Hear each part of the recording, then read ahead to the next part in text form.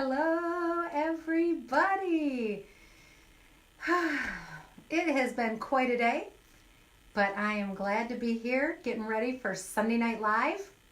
I'm your host, Shannon LaBruyere, and I am just looking forward to spending some time with you. This has been great. Hi, Hans. Welcome. I'm glad you joined us. Here, I've got to make a quick adjustment, so let me move something over here. Sorry about that, folks. I just wanted to be sure I could see my notes. Hi, Laura. Was that you popping in? Glad to see you. Welcome, everybody. Thank you for being here. Oh, thumbs up. Yes, it's good to see you. I'll tell you what, daylight savings time going away is something I love, except for the first week after daytime savings time goes away. So right now, my body's saying it's 8 o'clock. The clock says it's 7, and I'm ready to get in my jammies. I'll just be honest. But I'm going to power up some energy so that I can share with you something that I think is so powerful that's going to help you to move forward, to get a little unstuck if you're unstuck. So, first of all, I want to give a shout out to, Sylvia, Nathan, Natasha, and Jared, because they shared Sunday Night Live over the past couple of weeks, and I really appreciate it. Thank you so much, Sylvia, Nathan, Natasha, and Jared, for sharing my little Facebook Live with folks. It's an honor that you thought it would help. So thank you. I appreciate it. It's awesome. All right, so let me see. Anything else hot going on? You know, I heard from some of you about enough is enough, and your questions were on the order of this. Okay, so I know enough's enough, but now what do I do? What next? What do you do next when enough is enough is enough? So let's talk a little bit about that. I want to find out, I want to feel out a little bit of what getting moving looks like. What happens when we finally discover, oh my gosh, I've had it up to here, I'm done. So we're going to talk a little bit about it. So let's get started. All right. First thing is, when we're fed up with a situation, or when we realize it's enough, we've had it up to here, we don't want to deal with it anymore, sometimes what we do is we think that that's it. Just knowing that it's enough and we're done isn't enough. In other words, enough is enough is enough is not enough. All right? Enough is not enough. You have to have more. When I was a kid, I was running as fast as I could from a friend of mine on the playground who was playing tag, and he was trying to catch me, and I didn't want to be caught, and I was so busy running away from that kid that I ran smack into a wall. And it was painfully clear that running away from something might be important, but running to something is more important. We have to know, what are we running to? I got a job one time, it didn't work out, I got fired, and I ran away from it. And because I didn't have a destination, I ran right into another job that I didn't keep because I wasn't suited for it, and I got fired again. Running away from something, even if it feels urgent, is only part of the solution. What really matters is we have to run towards something. So that's the key. If you're fed up with something in your life, running away from something is not enough. You want to run towards something. This is a true statement. Where our focus goes, our energy flows. If we are focusing on running away from a problem, we're actually feeding that problem, because that's what we're looking at. And the answer isn't back there. The answer isn't in the problem. So it's really important to not run away from a problem, but to run towards something. One of my favorite Bible verses says, forgetting what is behind and straining toward the goal of what's ahead, I press onward toward the prize, toward the thing that I want to accomplish. Forgetting those things that are behind. So, as fed up as we might be with what's back there, quit looking back there. You're not going that way. You have to face forward. So that's step one. When you're fed up with a situation and you know it, start facing forward, because that's the direction you're going. Rehashing what went wrong doesn't help. Don't feed the beast. Welcome, Kevin. Welcome, Dawn. I'm glad you joined me. We're talking about what do you do when you know you're fed up.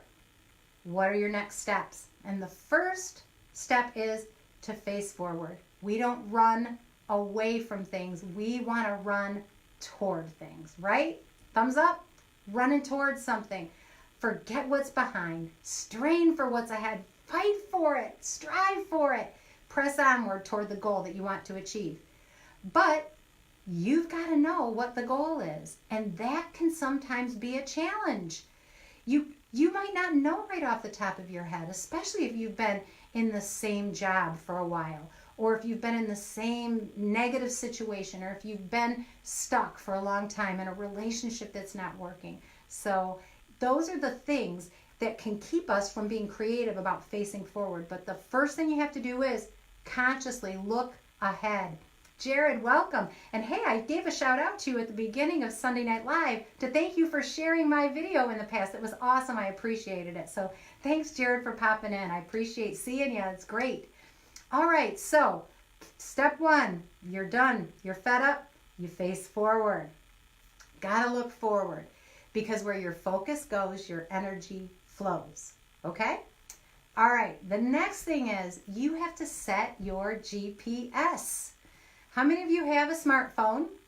Or maybe you use the old school, I don't even know what they were called, TomTom maybe was one of them. That's really old school.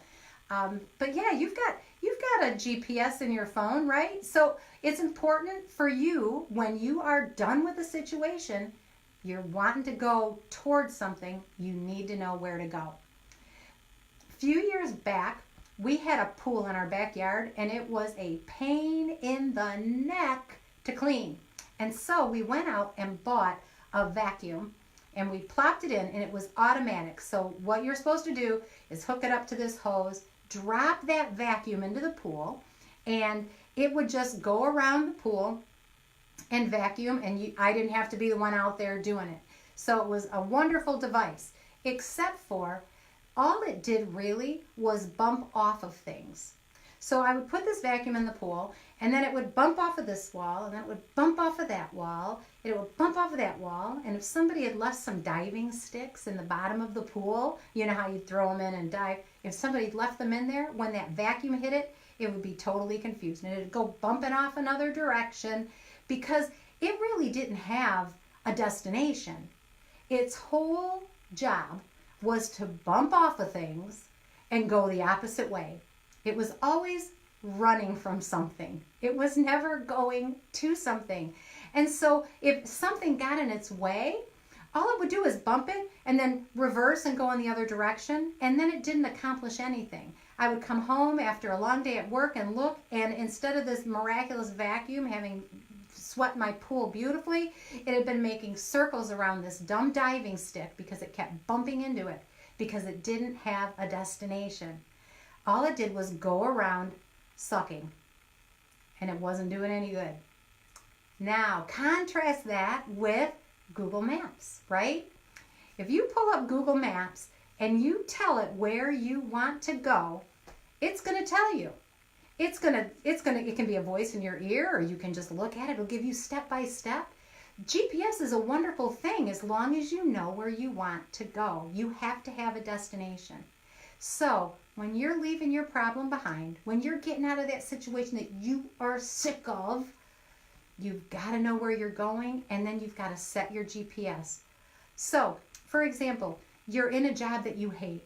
What happens if you sit down and say, all right, so what kind of job would I love? What kind of job would I love? Excuse me. Instead of just going and looking at the help wanted ads or getting on, monster.com and seeing, okay, what's available? What if you took a few minutes and said, what would I love to do? Well, I like to work with people. I like to answer the phone. I like to type. Maybe you'd be a great receptionist, right? Whatever you love to do, put that into your GPS so that you can start not even meaning to look for all those opportunities. My mentor, John Maxwell, says this, and I love it. He calls it advanced attraction. Once you've decided what you want, it's amazing how many times things that will help you get there just appear in your path. How many of you have ever bought a car? Maybe you bought a pearl white Malibu like I did a few years back. Anybody buy a car? And then all of a sudden, without me paying any attention at all, I started noticing, man, there's a lot of pearl white Malibus out there. It was amazing. I'd never seen any before. But once I had got a Malibu and I became aware of the Malibu and that color, I started seeing it everywhere. It's the same thing with our internal GPS. Once we know what we're looking for, we're going to see it more. If you tell yourself, I want to go to a good relationship where I'm valued, where my partner honors me, where it's a partnership and not a one-way street, where there's joy, where there's peace. If we tell, before we even go out to get to that next relationship, if we take a few minutes, set our GPS. I want a person who values me, cares for me, honors me. I want somebody who's got a good job, who's a great provider, who partners with me, whatever those things are. You can set your GPS. Don't be like that vacuum that just goes circling around and, I didn't like that job. I didn't like that guy. I thought that woman was going to be better. She's awful. Take a few minutes, take a few hours, take a few days. Really think about, I'm not just going to run away from somebody or something. I'm going to run to somebody or something. What does that look like? Set your GPS. And then the third thing, the last thing that we're going to talk about today, when you're fed up, you've turned facing forward, you've set your GPS, now you're going to take a step. Take a step. Even if it's a teeny tiny step. Take it. Take a step. That is crucial. Standing frozen isn't going to get you anywhere. I know that sounds obvious, like, newsflash. Standing frozen doesn't get you closer to your goal. You have to take a step, but you don't have to take a huge step. You don't have to. You can take a little one, because each little step that you take toward that destination is going to give you a whole different viewpoint. Every step you take gives you a different vantage point. Hi, Joe. I'm glad you're here. When my husband and I went to Sedona, Arizona, and we were walking in those beautiful mountains, and we took a hike, and it was filled with a narrow path sometimes, lots of twists and turns, and it just seemed like we'd take a step and then another step, and then it looked like we were just going nowhere, and then we'd take that third step, and this vista would open up. Just one step past the last step. The thing about walking is this, is even if you're only taking small steps, you're making progress and you're seeing new possibilities. Just like Ken and I on that mountain hike, we thought, where could this possibly be going? It looks like we're going to a dead end. And we make one step around a corner and go, oh my gosh. Have you ever been driving and you come up over a hill and you go, oh my word, the vista that opens up in front of you, amazing. But 2 steps back, you could have never seen it. That's the beauty of walking, my friends. When you walk toward your destination, in the general direction of your destination, you may not have all the answers, you may not see all the possibilities, but each step you take toward that goal gives you another perspective of what's possible. Hi, William. Thanks for being here. Thanks for joining us. Keep walking. So, when you're fed up with the situation and you know it, you stop rehashing it. You don't run away from that situation. You run to the new thing that you desire. You turn and face that direction. You set your GPS. This is what I want. I want a fulfilling job. I want a great relationship. I want to live in a good neighborhood. I want to move into a city and experience whatever it is. Set your GPS. All right? And then the last thing is take a step and then take another step.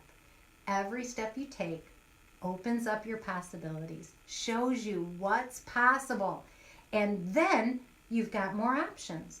Every step you take gives you more options, but you have to take the step.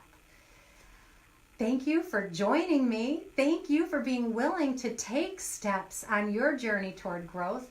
I am thrilled to be with you on this wonderful growth journey. Thank you for being here. I want you to know that if you've got questions or comments, feel free to throw them in. Put them in the comments here. The group will chime in and give you some feedback. Hi, Bobby. Thanks for being here. The group will chime in and give you some feedback. I'll do the best I can, even just to chat back and forth. I'd love to get to know you. And if there's anything I can do to help you on your growth journey, let me know. I have got a great Getting Unstuck Masterclass that launches tomorrow. It's not too late for you to try to join in if you want to go to my website and check it out. Once you hit that button of Tell Me More, you'll get all the information of what Getting Unstuck looks like when you're partnering with me. And I would love to have you join us on that journey. It launches tomorrow. It's not too late to jump in. Brandy, thank you for coming. And I know there were a couple other folks that jumped in that I didn't get to acknowledge. So I'll go back and I'll say hi to you in the comments after. Thanks for being here. If you would love to help me, if you would like to help me, I would love for you to share this. Send it to a friend. Let them know you're thinking of them and you want to help them to thrive and change. Thank you. I will talk to you next week. Bye.